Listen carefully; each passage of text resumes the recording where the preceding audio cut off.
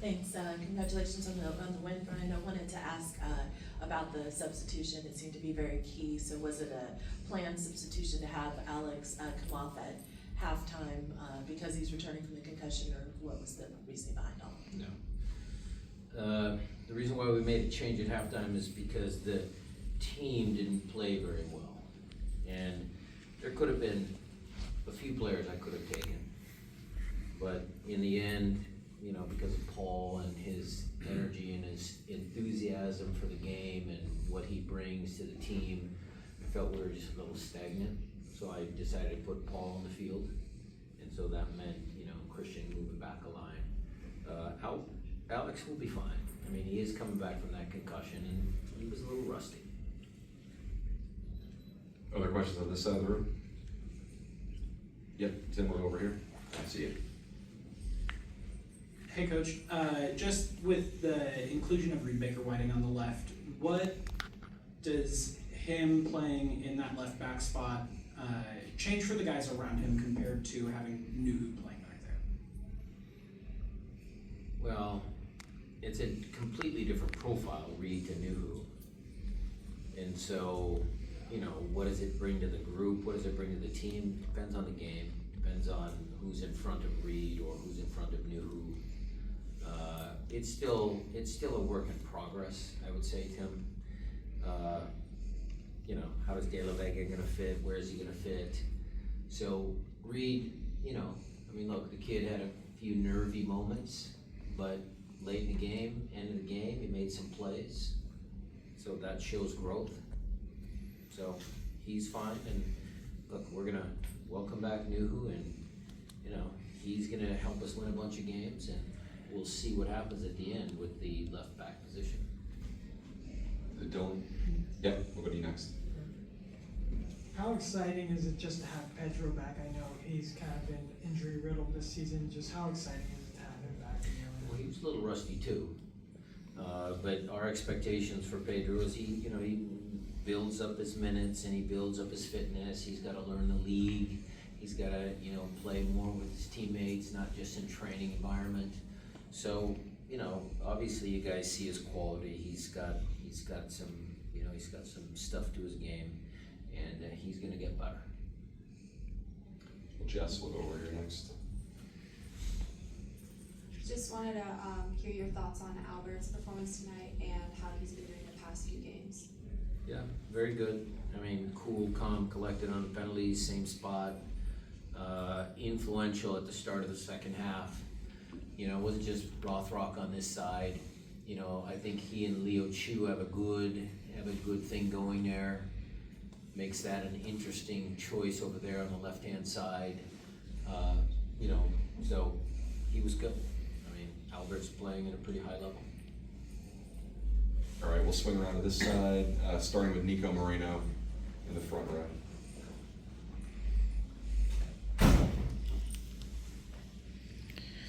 Brian, it seems like these comebacks have become a little bit of a trend or a tendency for the team. It's probably not something that you probably want, but just wanted to get your take on kind of that happening pretty often. And the second question, brief one, we saw Leo Chu come off again, a little very upset that he was coming off. Just your take on that and how you handled that. We handled it fine. We hugged it out after the game.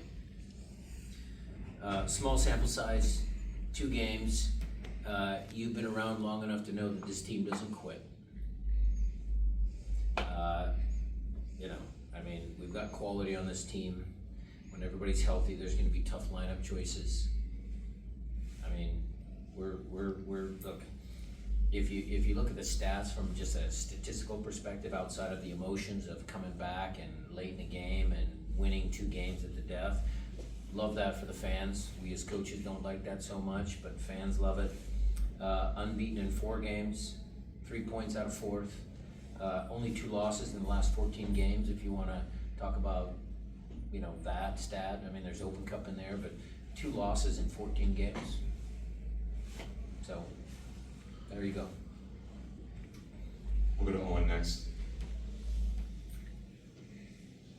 Brian, we talked a lot about the comebacks, but Steph came up with a couple big saves tonight in that 2 of 14. Can you talk a little bit how how important he is to that streak and these comebacks and really building a strong reputation down the road. Well, it's like a broken record. Steph has cemented his legacy here at the club. MLS Cups, Open Cups, he's won every trophy. He still is good enough to make saves the way he did in the first half.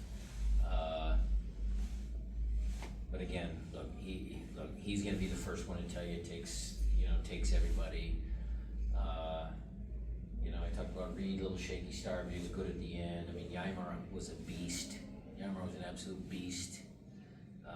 Christian playing back there again. JP, okay, I took him out, but his work to defend and close things down. The kid, Obed. I mean, there was a lot of help there for Steph, but he's a great goalkeeper. Ryan got another start. Could you talk about his comeback throughout the season and how his performance tonight has reflected his determination to make the comeback? Yeah, look, all the players, the question about Leo, they all want to play. I mean, they all want to play. They all work really hard in training. So, Reed has worked to come back from his injury. He's still got a ways to go, but he certainly, you guys can see little bits and pieces of what he's going to become when he's got a few more games under his belt. He's a talented kid, and we're happy to have him. What was it that gave the team trouble, in your opinion? Early thoughts as far as the opening half goes. Thank you for that question, Jada. I'm not so sure it was the tactical shape, the team that we put out there, but what I thought about when I was watching our team play and what I'm going to reflect on for the next couple of days is that it seems that we get into this, this rhythm, this flow that's not good. So we couldn't, our first 5 possessions, okay, maybe there was the one ball that Reed played over the top to Leo Chu that was good, but we gave up the next 5 or 6 possessions and we just gave the ball away. And then the team is so proud because they hate losing and they love to, try and get back into the game. They press and they press, but we didn't press very well as a group. We, individually, guys were working, but we weren't very good. And so they used all their energy defensively. And then when they got the ball, they were tired. And then they gave the ball away again. And then they had to defend again. And that cycle we have to break. And so that was the message at halftime, along with the substitution and the different tactics. It was just, just our play in general needs to be better in those moments. Okay, yeah, Tim, back to you.